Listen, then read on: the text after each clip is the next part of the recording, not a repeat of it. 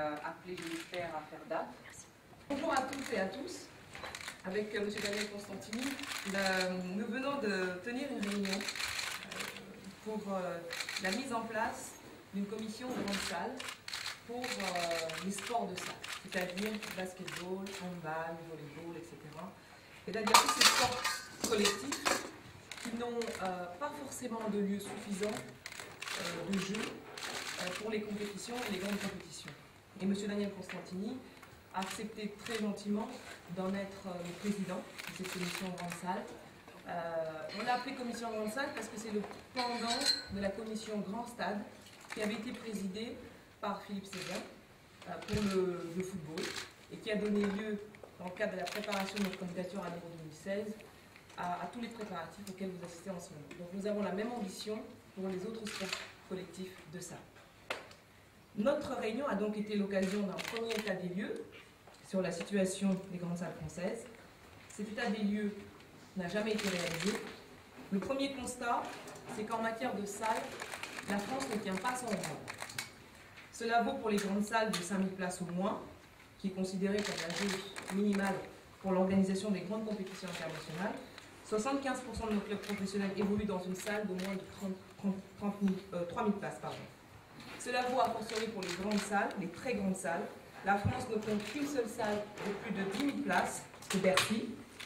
Mais Bercy a 25 ans et nous le savons, ne remplit pas toujours toutes les conditions requises pour l'accueil des grands événements sportifs. Le Palais des Sports de Pau est notre deuxième grande salle française qui n'occupe pourtant que le 155e rang européen. Nous n'avons pas de salle de 15 000 places, qui exige pourtant les cahiers des charges des championnats du monde. L'Allemagne en compte 5, l'Angleterre et la Belgique 2, et la plupart des pays européens au moins une. J'entends même dire qu'en matière de salle, nous ne jouons pas en deuxième mais en troisième division. En 2004, notre Pro A de basket n'était que la 10e ligue en Europe en termes de capacité moyenne.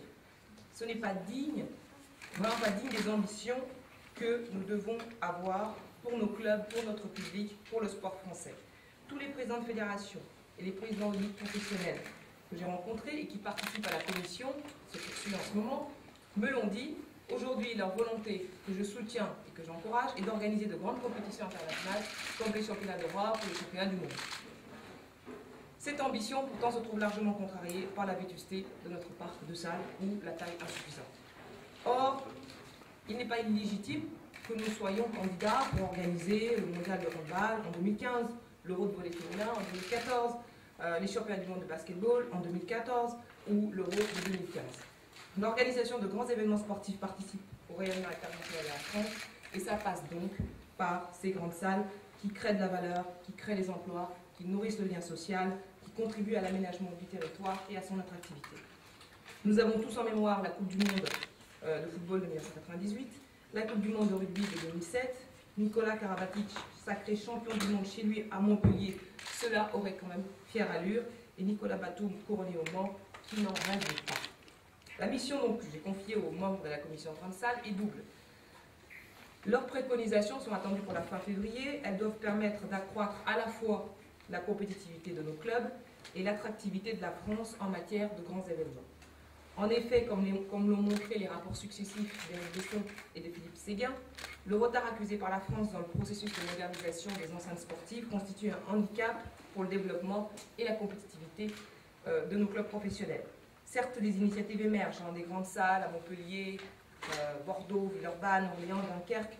Nous devons faciliter leur concrétisation et donner l'impulsion qui permettra à cette dynamique de s'amplifier. Nous devons aller plus loin. Concrètement, je souhaiterais, ou je serais heureuse que les travaux de la Commission favorisent l'émergence en France de telles infrastructures pour accueillir de grands événements internationaux de sport de salle et permettre à nos clubs professionnels, masculins et féminins, de porter des projets ambitieux, aussi bien sur le plan sportif que sur un plan économique. Et pour ce faire, des concertations sont nécessaires entre les sports de salle eux-mêmes. Il doit y avoir une mutualisation des moyens entre le basket, le volley, le hand, etc.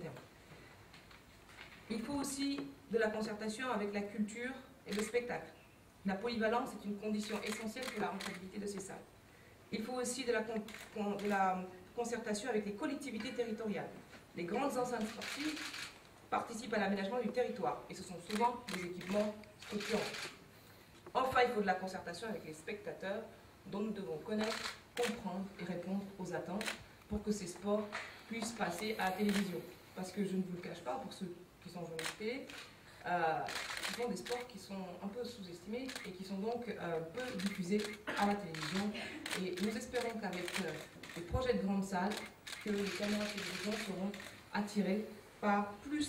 davantage attirées par ces sports.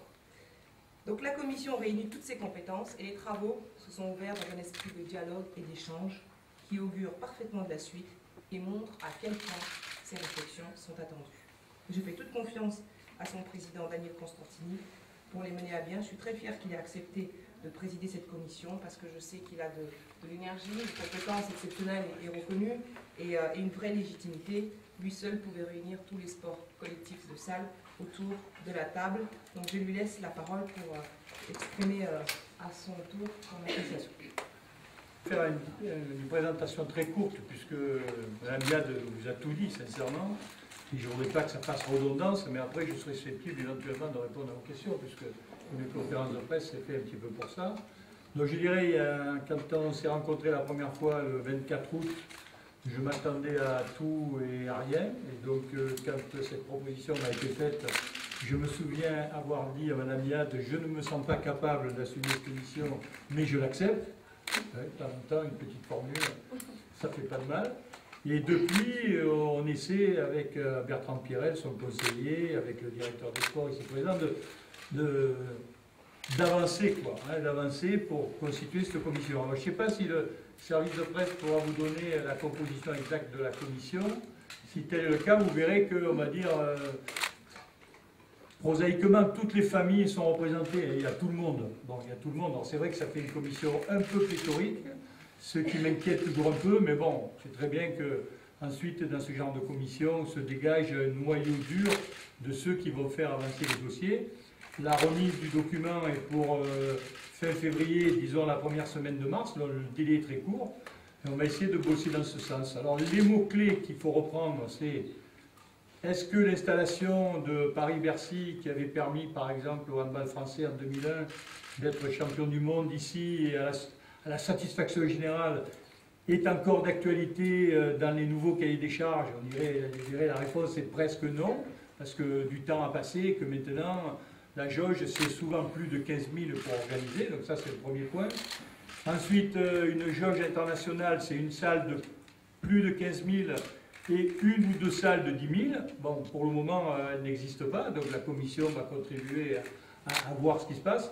Et petite anecdote, c'est que depuis que cette commission a été envisagée par vous, madame, il y a tout un tas de projets qui sont venus à ma connaissance, de gens qui m'appellent en me disant « Mais vous savez qu'à tel endroit, on envisage, il y a même la ville d'Aix-en-Provence, plutôt connue par le développement de son festival lyrique que pour le reste, qui m'a téléphoné en me disant « Mais nous avons un projet de salle de 8 000, etc. » Donc ça frémit, indiscutablement, ça frémit. Donc on va essayer peut-être, grâce à la commission, de mettre de l'ordre dans tout ça. Il y a le mot mutualisation qui est très important. C'est vrai que les fédérations ne sont pas très enclins à communiquer entre elles par rapport au programme. Et puis, bien sûr, il n'y a pas que le sport. Il y a aussi, si c'est une grande salle, il y a aussi la nécessité de pouvoir accueillir des concerts, de pouvoir accueillir des manifestations diverses. Donc ce problème de mutualisation est très important. Puis je conclurai en disant aussi, moi, faire ce que les Allemands font très bien et que nous ne sommes pas des spécialistes pour réaliser, c'est-à-dire le bien-être du spectateur. Que celui qui rentre dans la salle de sport, il trouve son compte, il va certes assister à un spectacle sportif ou à un concert ou à un congrès ou à une foire exposition, mais il va aussi trouver des moyens de consommer, et on fait toujours l'apologie, nous, en bas des salles allemandes, où pour un match à 15 h, les gens arrivent à 13 h et les gens ne repartiront qu'à 19 h, et en faisant fructifier l'installation, c'est le cas de le dire. Et c'est le président Moline de Montpellier qui disait tout à l'heure, autant les salles pourront se développer et être capables de générer du profit, autant les associations sportives seront moins enclines à se tourner systématiquement vers la collectivité pour demander qu'on l'aide, et c'est un petit peu ça l'objectif. Merci de votre attention. Merci, Monsieur le Président. Maintenant, vous appelez...